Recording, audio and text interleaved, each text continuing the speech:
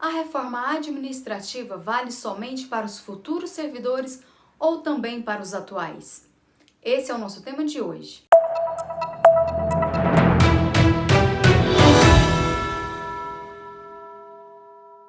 Olá! Nesta edição do programa, nossos convidados analisam a proposta de emenda à Constituição 32 de 2020, que trata da reforma administrativa, e como as mudanças devem impactar os atuais e os futuros servidores públicos.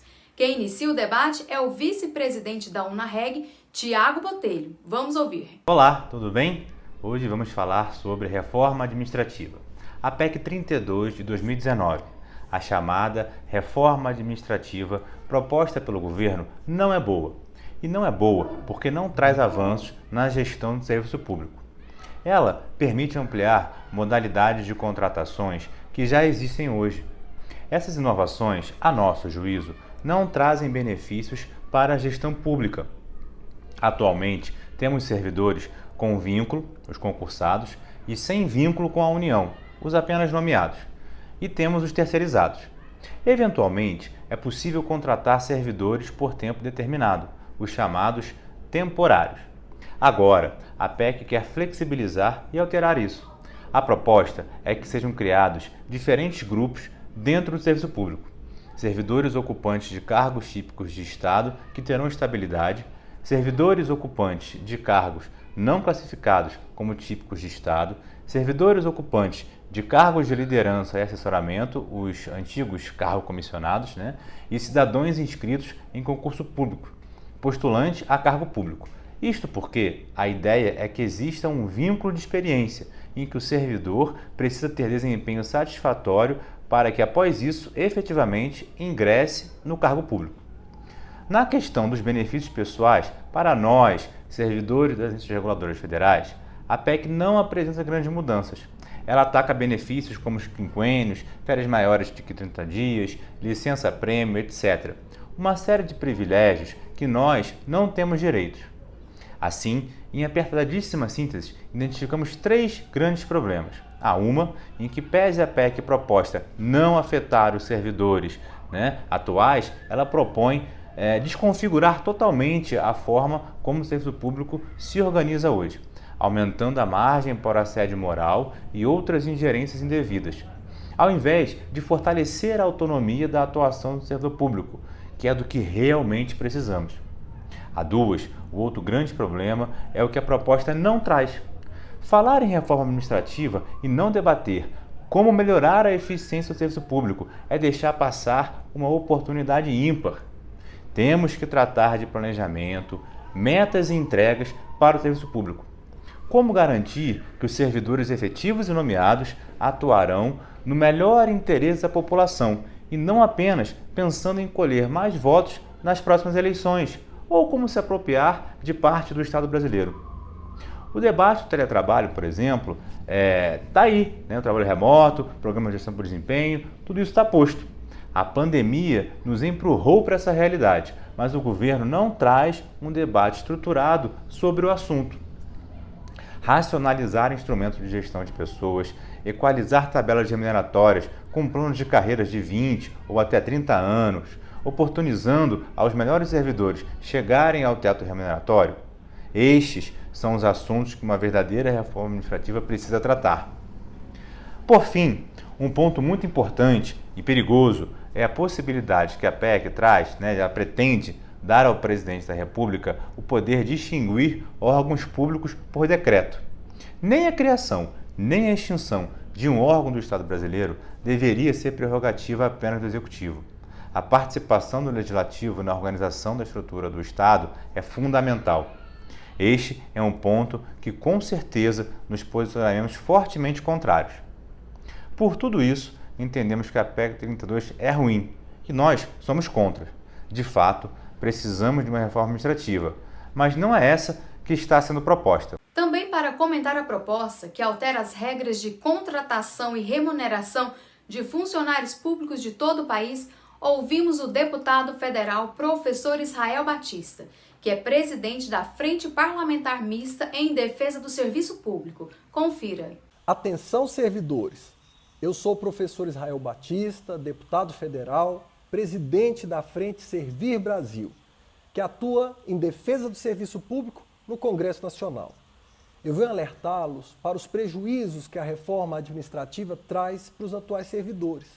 É isso mesmo, a PEC 32 apresenta mudanças que afetam diretamente a vocês que já estão no serviço público. E nós estamos falando em perdas de direitos e prerrogativas estruturais. Se você não acredita, vamos lá. Os cargos em comissão e as funções de confiança, hoje ocupados primeiramente por servidores de carreira, passam a ser de livre indicação, o que abre espaço para o apadrinhamento político. As avaliações de desempenho não serão mais realizadas por comissões específicas, mas por outras comissões designadas por lei. Além disso, a perda do cargo não vai se dar mais em segunda instância, mas por mera decisão de colegiado. Eu também quero alertar para o fim das garantias do artigo 23, inciso 37 da Constituição Federal. Mais uma preocupação é a retirada dos critérios de definição de remuneração da Constituição Federal, o que pode trazer um grande risco para os atuais servidores, pode tirar deles os parâmetros de remuneração e pode gerar situações anti-isonômicas. São muitas as inseguranças e preocupações com essa reforma administrativa. Por isso, a gente precisa de mobilização e força. E eu conto com o apoio de vocês. Eu peço que sigam as nossas redes no @profisrael e no @servirbrasil e peço que vocês nos ajudem a fazer esse movimento crescer. Hashtag PEC 32, não. A reforma administrativa está entre as prioridades do governo federal e pode ser aprovada ainda em 2021. Para falar sobre os impactos da proposta e sua tramitação no Congresso Nacional, vamos ouvir agora o cientista político e diretor da Meta Política, Jorge Misael. Olá pessoal, tudo bem? Eu sou Jorge Ramos Misael, vim aqui como convidado hoje para falar um pouquinho sobre a reforma administrativa, PEC 32. Eu vou usar aqui os tópicos levantados pela equipe de comunicação para ir me norteando e conseguir responder as perguntas que vocês venham a ter sobre essa matéria. A primeira pergunta é quais os setores do funcionalismo público serão afetados pela proposta. A proposta diz que serão afetados por ela diretamente agora os servidores da União, dos Estados e dos municípios, dos três poderes, do Poder Executivo, Legislativo e Judiciário. Além desse, também os funcionários públicos das empresas públicas, sociedade de economia mista e as suas subsidiárias. Todo esse grupo será afetado por essa proposta agora. Quem não será afetado por ela?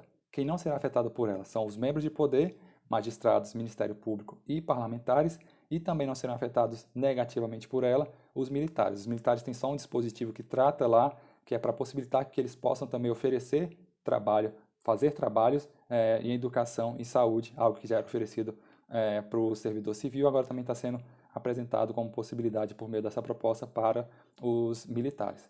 Então, seguindo aqui para a próxima pergunta, há sinais do governo do Congresso para ampliar essa proposta? Na minha avaliação, há, tanto do Congresso quanto do Poder Executivo. Dentro do Congresso, a gente tem a Frente Parlamentar Mista em Defesa da Reforma Administrativa. Essa frente é liderada pelo deputado Thiago Mitrô, e o deputado presidente ele já tem dito que a reforma do governo ela é muito conservadora e que ele vai lutar para ampliá-la. Por outro lado, dentro do próprio Executivo, quando da apresentação dessa proposta no Legislativo, ele disse que a apresentação da proposta marcava um ciclo de 3 fases em que ele iria apresentar novas propostas de se alterar o regramento por meio de PLs, PLPs e até outras PECs se viesse a ser necessário. Então esse marco de 3 etapas está se iniciando agora e a depender do que acontecer nas próximas etapas, obviamente, o impacto da PEC 32 também poderá ser ampliado. Então, só lembrando, 2 vias, uma por meio da Frente Parlamentar dentro do Congresso Nacional e a outra pelo próprio Executivo, já que tem essas próximas fases a serem cumpridas. Seguindo aqui, qual o impacto para os servidores atuais da administração pública federal? Então vamos lá. O impacto para os servidores públicos da administração pública federal agora está basicamente naquilo que é o coração da PEC. A gente deve se lembrar que a PEC tem uma estrutura e uma conjuração agora, uma criação de 5 novos vínculos. Quais são eles? Vínculos de experiência, vínculo por prazo determinado, vínculo por prazo indeterminado, cargo típico de Estado e também a contratação para posição de liderança.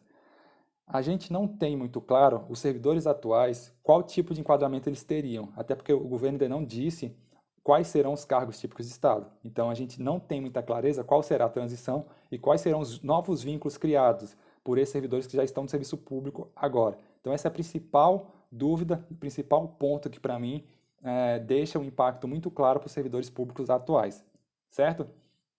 Uma outra questão interessante também ainda nesse ponto é que, com a criação desses novos vínculos, todos os outros cargos, com exceção do cargo típico de Estado, passam a ter dificuldade em se garantir a estabilidade. A estabilidade para os cargos para os cargos apresentados pela matéria, como os cargos de vínculo indeterminado, eles terão estabilidade desde que atinjam uma determinada pontuação em uma avaliação de desempenho que ainda não está bem clara de como seria. Então, essa também é a dificuldade, colocando esse público aí, que, como eu disse, já não vai ter muita clareza de qual tipo de vínculo terá, como é que ele vai se submeter para uma avaliação de desempenho, de novo, que não está tão clara, porque o projeto ainda não foi apresentado.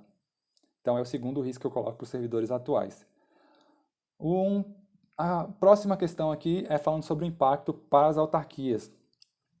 Sobre as autarquias, tem um dispositivo que é bastante criticado no Congresso Nacional, até por órgãos da imprensa, que trata desse dispositivo como sendo um dispositivo dos superpoderes. Ele está disposto ali no artigo 84 da proposta, e ele permite que o presidente da República possa extinguir, transformar e fundir as autarquias, isso tudo por meio de decreto. Essa questão é bastante sensível, tá? No Congresso Nacional ela não existe hoje uma disposição a se aprovar esse dispositivo da forma que está, e a gente lembra que as agências reguladoras têm o dever de regular, controlar e fiscalizar a prestação de serviços públicos por entidades privadas. Então, a gente tem essa sensibilidade nesse tema que é central na proposta. O governo diz que isso é um argumento de gestão, os parlamentares dizem que é um argumento, que é uma defesa única e exclusivamente para aumentar o poder do Poder Executivo, do presidente da República. Então, esse ponto aqui eu acho que vai ter bastante discussão bastante dura nesse ponto. Então, para as agências reguladoras, eu chamaria a atenção para o artigo 84, esse que trata dos superpoderes e a possibilidade de extinguir, transformar e fundir as autarquias. Seguindo aqui para a última pergunta levantada para a gente responder e comentar, é sobre a tramitação da proposta esse ano, se eu vejo a possibilidade de aprovação da PEC 32 esse ano. E sim, eu vejo por alguns motivos. O primeiro é que existe um ecossistema tanto de comunicação quanto de um parlamento reformista, quanto a conexão dos presidentes, muito favoráveis, esse ecossistema é muito favorável para a aprovação dessa matéria. Então, acho sim que pode ser aprovada, não é uma matéria fácil, ela é muito complexa, ela impacta uma série de setores sensíveis aí na nossa sociedade, mas eu acho que ela vai ser aprovada sim, não e de forma nenhuma, como ela foi apresentada inicialmente. Existe já uma série de substitutivos sendo apresentados para que se altere substancialmente a proposta. Então, na minha percepção, ela sim vai ser aprovada, mas não com o texto inicial, vai sofrer profundas alterações, e é isso que eu espero para essa matéria desse ano.